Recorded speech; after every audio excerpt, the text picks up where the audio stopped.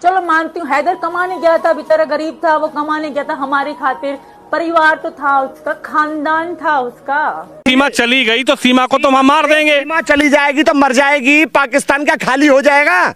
बताइए मुझे, सीमा को नागरिकता मिलेगी, नागरिकता मिलेगी तो मैं बता देना चाहता हूं अपनी तरफ से, सीमा को कतई भी नागरिकता, भारतीय नागरिकता नहीं मिलेगी। आप पहले व्यक्ति हैं जब कानूनी प्रक्रिया में आपने सीमा को यहाँ से जो है कोर्ट से जमानत दिलो। सबसे पहले मैं आपको बता देना चाहता हूं कि जिस तरीके से आपने जो नाम लिया एपी सिंह, कि सीमा को जमानत मिली, उसको नागरिकता मिलेगी, मैं उसी का पटाक्षेप आपके सामने किए देता हूं कि सीमा को नागरिकता तो कतई मिलेगी नहीं, कभी सीमा को नागरिकता नहीं मिलेगी। और जो आपने सवाल कहा कि जिस तरीके से पहलगांव हमला हुआ, उस पहलगांव हमले में 27-28 निर्दोष भारतीय और उनकी इस तरीके से नृशंस हत्या की गई, यहां तक कि उनके प्राइवेट पार्ट चेक किए गए कि आप हिंदू हो या मुसलमान, और हिंदू होने का जब उनको प्रमाण मिल गया तो उन्होंने उनको गोलियों से छलनी कर दिया।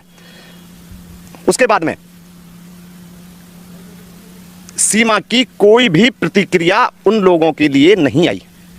वैसे तो आप रोज वीडियो डालते हो कि खाना बना रही हूं, कपड़े धो रही हूं, उस विषय में आप रोज वीडियो डालती हो, लेकिन इस विषय के, इस घटना के होने के बाद में आपने एक भी वीडियो अपने किसी भी चैनल पर नहीं डाली। रही बात दूसरी ये कि जो आपने नाम लिया एपी सिंह, कि उसको नागरिकता दिलवाने के विषय में या उसका घटना से संबंध होने के विषय में मैं आपको बता देना चाहता हूं कि जो वो वक्तव्य जारी कर रहे हैं कि सीमा को नागरिकता मिलेगी, नागरिकता मिलेगी, तो मैं बता देना चाहता हूं अपनी तरफ से, सीमा को कतई भी नागरिकता, भारतीय नागरिकता नहीं मिलेगी। आपको ऐसा क्यों लगता है? आप भी लीगल एडवाइजर हैं, वो भी सुप्रीम कोर्ट के सीनियर वकील हैं, वो तो कह रहे हैं कि हमने तो नागरिकता लेने के लिए महामहिम राष्ट्रपति महोदया से, राष्ट्रपति महोदया के पास क्या अपील लगाएंगे वो? राष्ट्रपति महोदया के पास कब अपील लगाई जाती है? किसी व्यक्ति को, किसी अपराधी को आजीवन कारावास हो गया हो या उसको मृत्युदंड दे दिया गया हो, वहीं राष्ट्रपति महोदया के पास दया याचिका लगाई जाती है। सीमा को कोई आजीवन कारावास की सजा नहीं हुई अभी, या उसको मृत्युदंड नहीं हुआ, क्या याचिका लगाई है उन्होंने? बताइए। और यदि याचिका लगाई है तो उन सारी बातों को सार्वजनिक कीजिए ना आप।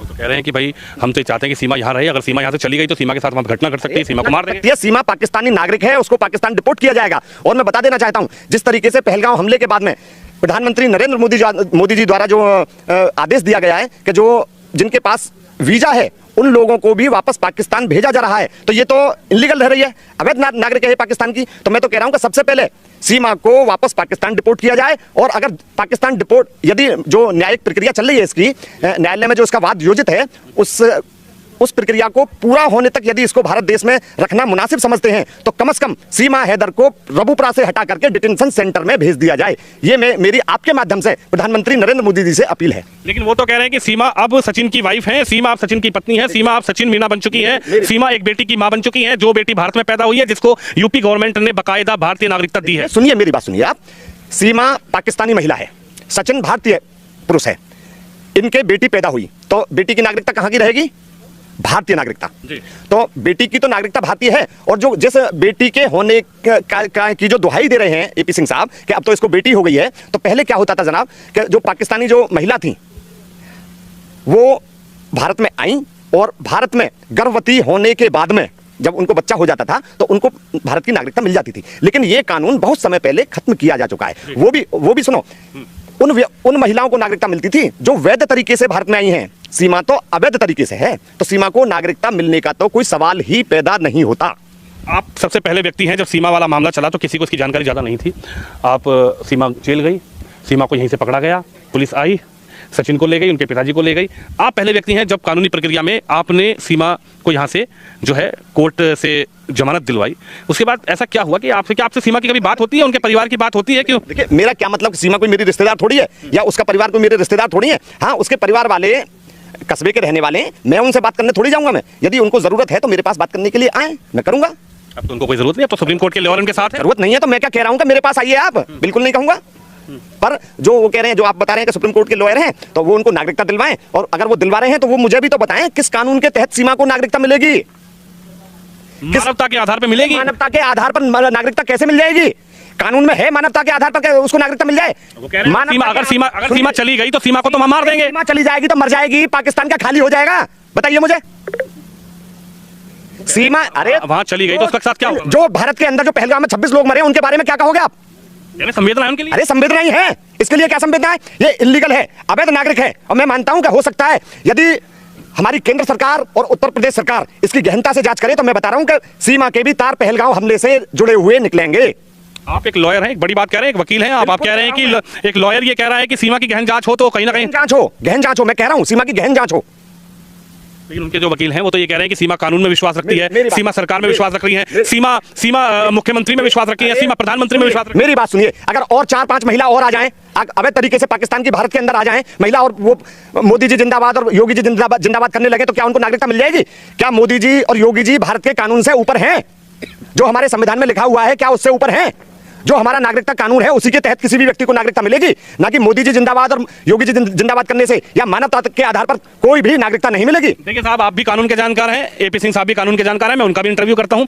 आप भी कानूनी पहलू को समझ रहे हैं, वो भी कानूनी पहलू को समझ रहे हैं, लेकिन मुझे ये समझ नहीं आ रहा कि एपी सिंह साहब जो है वो ये कह रहे हैं कि साहब नागरिकता मिल जाएगी, हमने राष्ट्रपति महोदया के पास इनकी एप्लीकेशन लगाई हुई है, आप ये कह रहे हैं कभी नागरिकता मिलेगी। मैं कह रहा हूं कि राष्ट्रपति महोदया के पास मैंने आपको पहले ही बता दिया कि याचिका लग ही नहीं सकती, वहां पहुंच भी नहीं सकते। तो डॉक्टर एपी सिंह साहब क्या झूठ बोल रहे हैं? उन्होंने एप्लीकेशन लगाई होगी, पूरी दुनिया को, मीडिया को बोल रहे हैं कि हमने एप्लीकेशन लगाई, एटीएस में सीमा के कागज हैं, पुलिस के पास सीमा के। मेरी बात सुनिए, क्या एटीएस को एपी सिंह ने कागज दिए थे?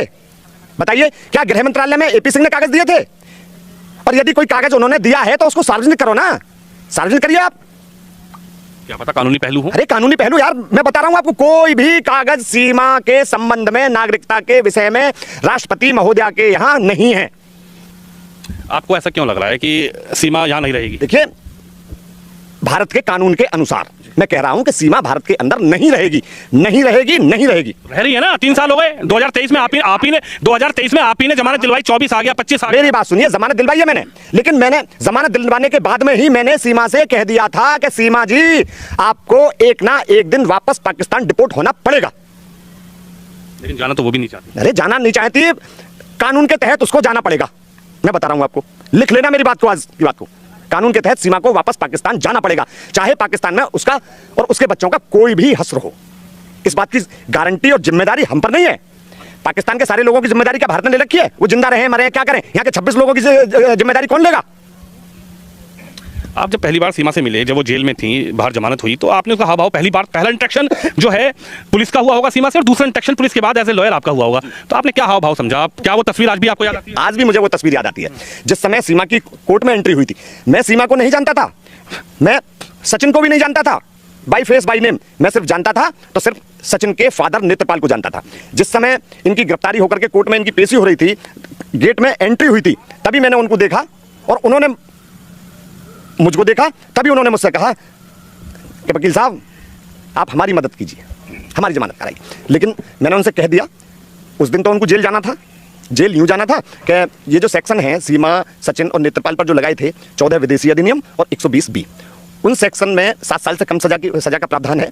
तो मैं मानता हूं कि ये पुलिस को करना चाहिए था, उस समय 41A CRPC का नोटिस तामील उनको करा लेना चाहिए था, पर लेकिन पुलिस ने अपने CD में लिखा था कि इन तीनों ने 41 का नोटिस तामील करने से मना कर दिया। चूंकि इनको जेल भेजना था, जेल भेज दिया इनको। अगले दिन मैंने नेत्रपाल की जमानत कराई, अगले दिन नहीं, उससे अगले दिन स्ट्राइक हो गई थी, हड़ताल थी कोर्ट में। तो जिस दिन गिरफ्तारी होकर तीसरे दिन नेत्रपाल को निकाला और चौथे दिन मैंने सीमा और सचिन को एक साथ निकाल दिया जेल से।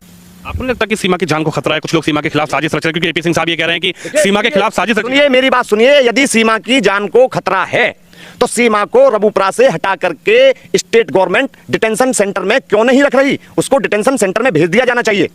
अरे अपने पति के साथ रह रही है, शादी हो गई, एक बेटी हो गई। अरे कैसी बात कर रहे हो आप? पहले पति से तलाक नहीं हुआ, दूसरे पति से उसने शादी कर ली, बेटी हो गई, ये सब मैंने आपको बताया है कि ये अवैध महिला है, अवैध है।